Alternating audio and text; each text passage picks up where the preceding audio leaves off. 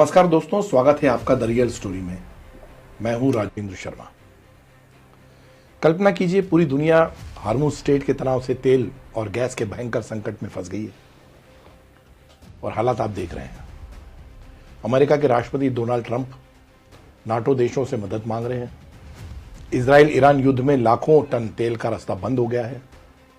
लेकिन भारत की स्थिति बिल्कुल अलग है। भारत ने न सिर्फ संकट को टाला बल्कि अपनी चतुर कूटनीति से एलपीजी और तेल की सप्लाई को पूरी तरह से सुरक्षित रख लिया। ईरान ने भी साफ कहा, अमेरिका, इजराइल और उसके सहयोगियों के जहाजों को हम रोकेंगे, लेकिन भारत के जहाजों को हरी झंडी दे दी उन्होंने। वो भी बिना किसी रुकावट के गुजर सकते हैं। ये कोई चमत्कार नहीं है देखिए, बल्कि भारत की जो सरकार है, प्रधानमंत्री हैं, विदेश मंत्री हैं, उनकी चतुर डिप्लोमेसी को माना जाएगा। इसको उसी का नतीजा माना जाएगा। आज हम इसी असली कहानी को विस्तार से समझेंगे और ईरान इजराइल युद्ध, जिसमें अमेरिका भी शामिल है, उसके बीच भारत की जियोपॉलिटिक्स, हार्मुज संकट में भारतीय नेतृत्व ने तेल और एलपीजी संकट को कैसे संभाला है। अभी भी स्थिति वैसे तो नाजुक है।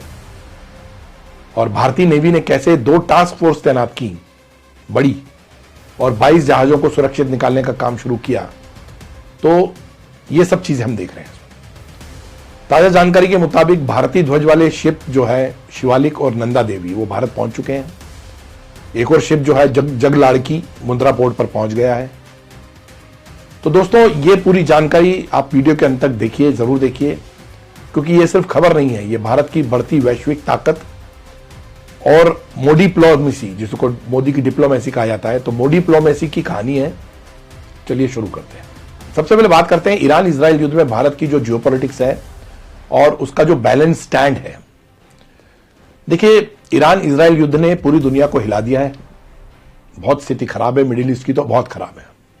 हार्मुज स्ट्राइट दुनिया के सबसे महत्वपूर्ण तेल रूट में से एक है। यहां से 20% ग्लोबल क्रूड ऑयल गुजरता है। भारत के लिए और भी खास है, हमारा लगभग 50% क्रूड ऑयल और 80% एलपीजी, सीएनजी तथा अन्य गैस इसी रूट से आते हैं। लेकिन भारत ने कभी भी किसी एक पक्ष का साथ नहीं दिया। मतलब भारत अपने जो बैलेंसिंग एक्ट था उसमें काफी सफल रहा। भारत ने रूस से सस्ता तेल खरीदना जारी रखा, अमेरिका के साथ ट्रेड डील पर टैरिफ घटाया और ईरान के साथ सदियों पुरानी दोस्ती निभाई। प्रधानमंत्री नरेंद्र मोदी ने ईरानी राष्ट्रपति को फोन किया और युद्ध के फैलाव पर उन्होंने चिंता भी जताई। उन्होंने कहा कि संवाद और कूटनीति से ही शांति होना चाहिए, तो एक शांति की पहल भी उन्होंने की। भारत ने सीज फायर की अपील की ताकि क्षेत्रीय स्थिरता और ग्लोबल एनर्जी सिक्योरिटी ये बनी रहे, ये कायम रहे और पूरे ग्लोब में मुसीबत नहीं आए। They have a good conversation, and Mr. Modi and Mr. Pezeshkian believe that they should try their best, because you know that we several times announced that we don't want war. तो ये असली geopolitics है, India first. हम BRICS के chair हैं, Chabahar port जैसे project चला रहे हैं और पुरानी भारत ईरान दोस्ती को मजबूत हमने बना के रखा हुआ है, जबकि दूसरे देश युद्ध में फंस गए हैं। भारत ने दोनों तरफ बातचीत करके अपना हित सुरक्षित किया। और अब ताजा जानकारी यह है कि फिनलैंड के राष्ट्रपति ने भी कहा है कि भारत ही युद्ध में सीज फायर कराने में मदद कर सकता है। यह भारत की बढ़ती वैश्विक इज्जत का बहुत बड़ा सबूत है कि विदेशी नेता भी भारत को मान रहे हैं और ये कोशिश कर रहे हैं कि भारत मीडिएट करे।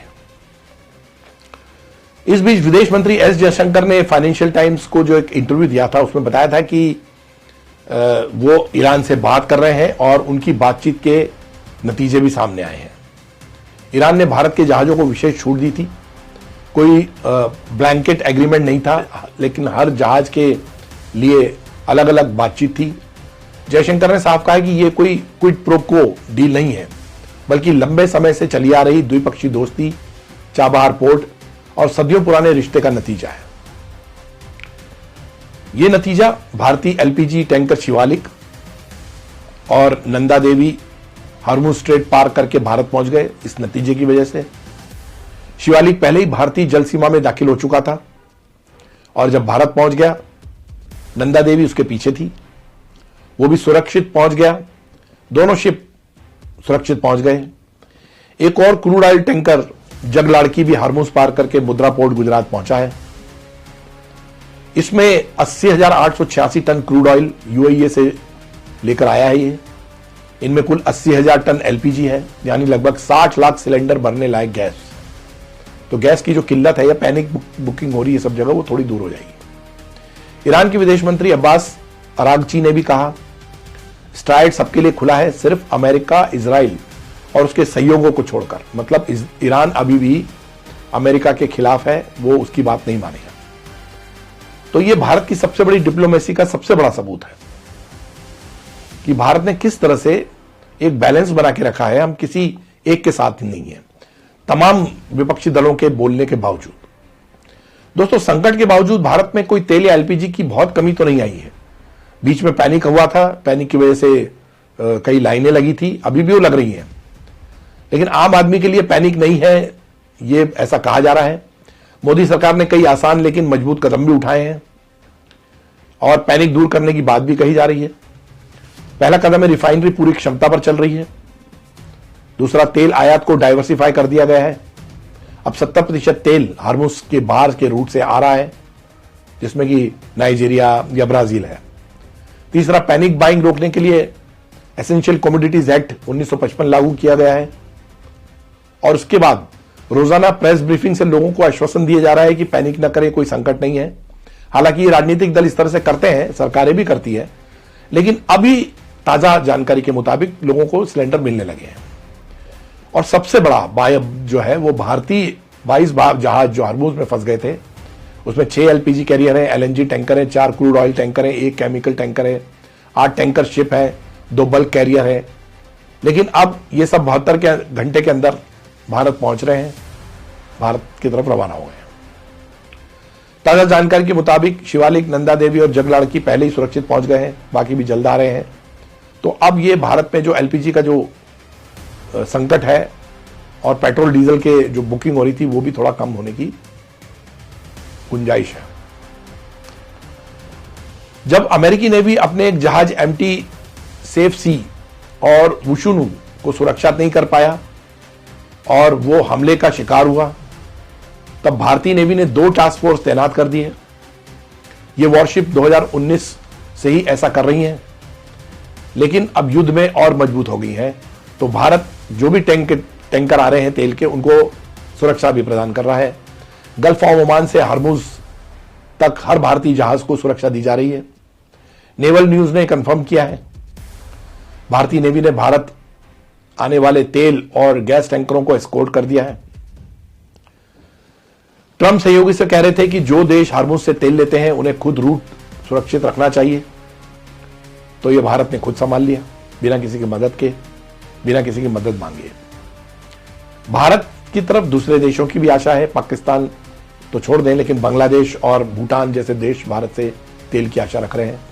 तो दोस्तों, ईरान इजराइल युद्ध के बीच भारत की जो कूटनीति है, उसने एक बार फिर साबित कर दिया है कि शोर मचाने की बजाय चुपके से नतीजे निकालना ही असली नेतृत्व है। मोदी जयशंकर की डिप्लोमेसी ने एलपीजी और तेल संकट को टाला। 22 जहाज सुरक्षित निकाले जा रहे हैं और भारत की एनर्जी सिक्योरिटी को और मजबूत किया जा रहा है। विपक्ष इसमें थोड़े से जो है वो क्रिटिसाइज करते हैं, लेकिन हकीकत यह है कि भारत दोनों तरफ बातचीत करके भी अपना हित रख सकता है, ये बात सामने आई है। ये नए भारत की कहानी है, मोदी की डिप्लोमेसी। क्या आपको लगता है कि भारत की ये नीति सही है या कोई और राय है? कमेंट में जरूर बताएं। भारत ने किस तरह से समस्या को सुलझाया। अगर वीडियो पसंद आया तो लाइक करें, शेयर करें, सब्सक्राइब करें, बेल आइकन दबाएं ताकि द रियल स्टोरी की हर नई वीडियो आप तक पहुंच सके, सबसे पहले पहुंचे। मिलते हैं अगली वीडियो में एक और रियल स्टोरी के साथ। तब तक के लिए आपका बहुत बहुत धन्यवाद। जय हिंद।